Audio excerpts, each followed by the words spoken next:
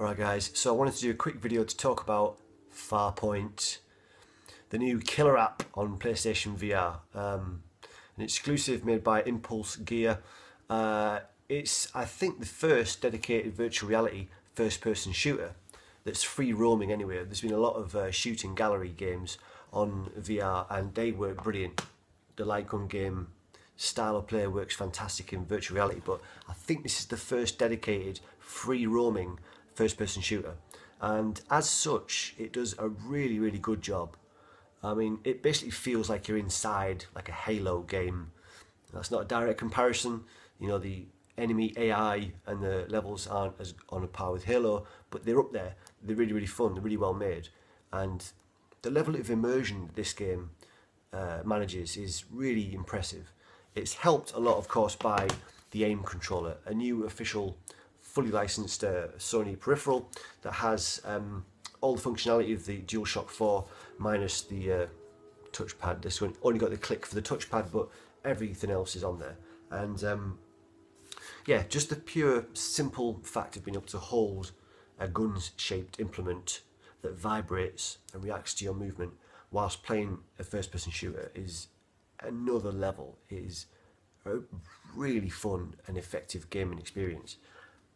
Looking down the sights of a gun in the game whilst holding this physically is it works as good as you'd hope it would.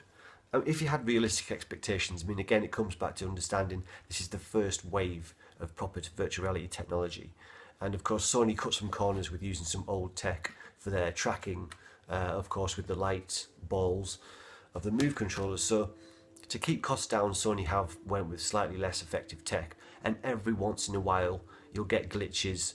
You know, there's a certain artifacts of the current virtual reality technology, things like judder or drift. This is where you can see slight kind of movement in the game world where there shouldn't be, or glitches, you know, but they're few and far between and they're very subtle and they do not break the game. So I think, you know, some people can nitpick a little bit too much.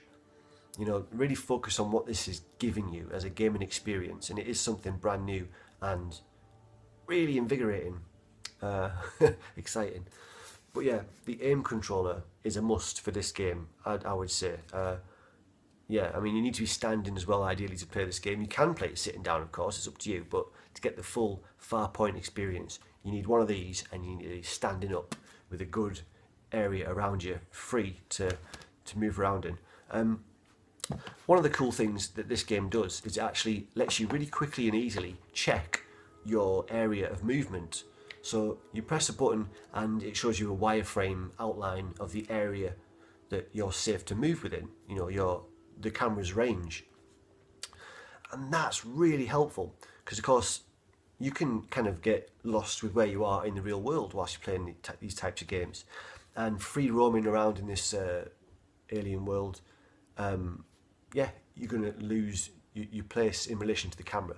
So to be able to reset that, to know where the optimal place for you to stand is a helpful thing to do. So that's a really, and I hope that becomes a standard in, you know, these types of games. That was really helpful. So yeah, being built from the ground up for VR, it does certain things like that really well. You know, great use of sound, great use of the controller, great use of building atmosphere. It starts off quite slow, but I think that's not a bad thing because you're getting used to this game world being in there and the rest of it. It's a subtle, slow start, and I'm only 3 levels in, and apparently it gets more varied and more just more impressive overall the further you get in the game. So the first 3 levels are all quite similar. You're on this big kind of desert alien world, but the action is brilliant. Just being able to look around and play a first-person shooter, being inside it it's going to be hard to put into words. It's definitely worth checking out if you're able to do that, if you know anyone who's got it, or if there's any stores that have it set up as a demo. I don't know. Try this out, it's really good. The one thing that is A little bit of a disappointment, I'd say, though, with this game is there is no PvP. There is multiplayer, but it's only cooperative campaign or cooperative missions, and that's really good. Apparently, I've not even tried that yet, but it works really well apparently. And yeah, just to be in those virtual spaces with somebody else, it's going to be a riot. Especially considering that your character really quite closely mirrors what you're actually doing.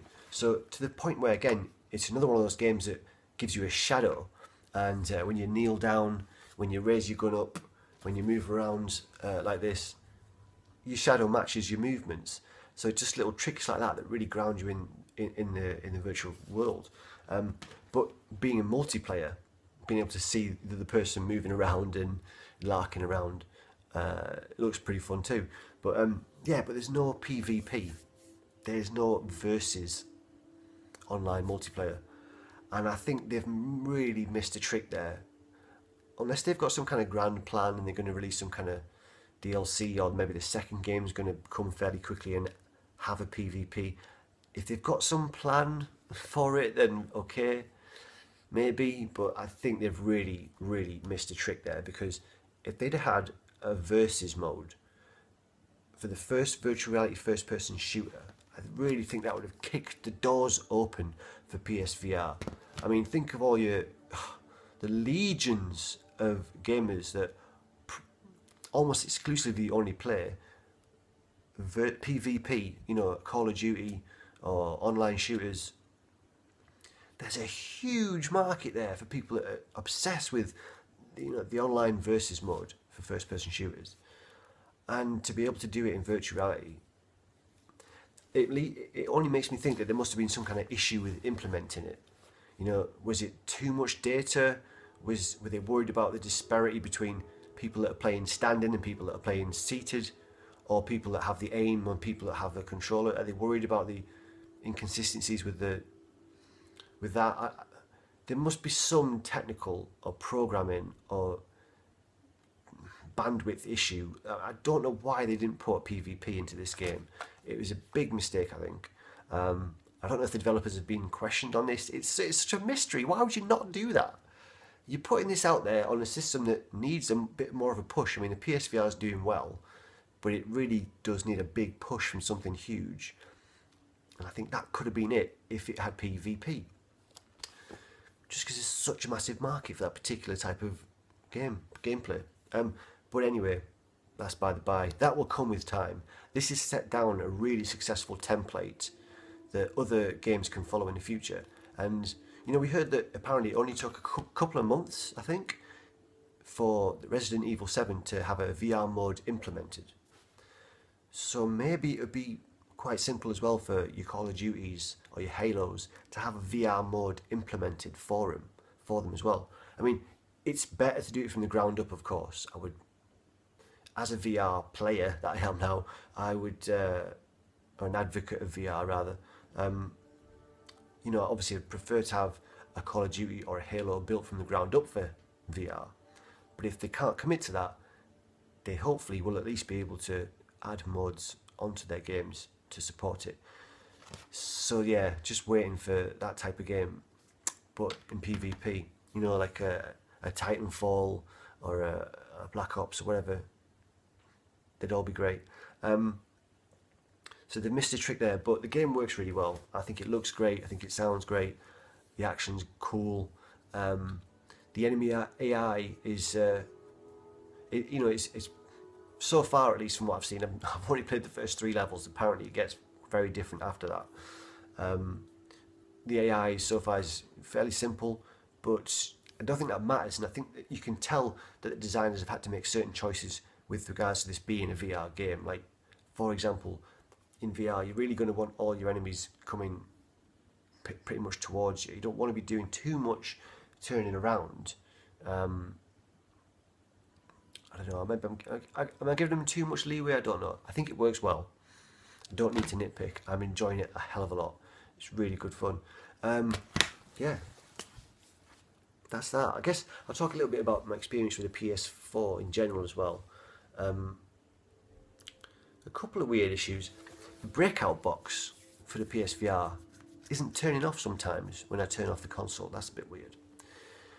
Also, it gets really hot. This is the PS4 Pro that I've got, and it gets quite warm. I've got it in a cabinet, and the back of the cabinet's only got a small hole, so maybe that's contributing to it. There's not brilliant airflow there, but it gets quite warm at the back after some time playing.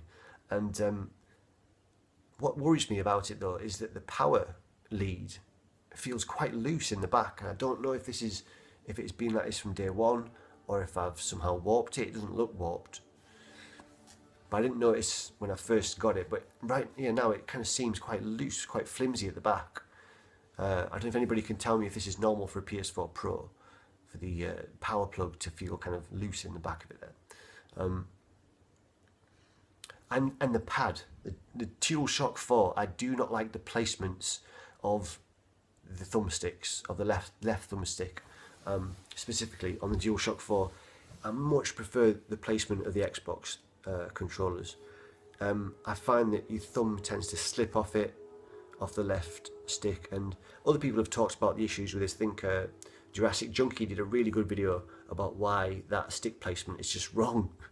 It doesn't make sense for certain types of games. It literally makes it almost impossible to do certain things in the game. And I think he was talking about first-person shooters as well. It just makes it more awkward to do certain things. But yeah, I don't like the placement of the sticks. And I was looking to get one of those Xbox-style controllers for the PS4, but they are wired and they don't have the light tracking on it, so that's no good for me. I need the light tracking, and I don't want it wired. But that's the Pro. There's some kind of Pro controller you can get. This looks like an Xbox controller, but no, doesn't quite tick my boxes. But other than those complaints aside, I've been having a lot of fun with it. Yeah, mainly on the PSVR. I haven't been playing really any normal kind of TV-based games, because I am going to try and save those for when we get a new television, because obviously, you know, those games are built to be enjoyed in 4K and HDR, or at least a lot of them, you know, are going to look better on the new telly. So I'll try and wait. Well, we all know I'm not very good at waiting though, so we'll see how that goes. Yeah, but having a lot of fun with the PS4, and especially Farpoint. I don't know. Any questions, guys? What do you want to ask me? Anything you want to know about the PSVR or Farpoint or anything else? Leave them in the comments, and I'll get back to you right in a bit. Bye.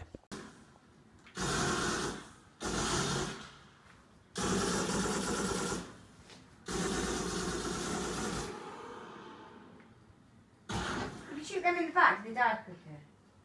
I don't think so. They seem to. Maybe some of them. What the ones with big? Yeah, the big exploding ones. Oh. Oh. Oh, I don't like that.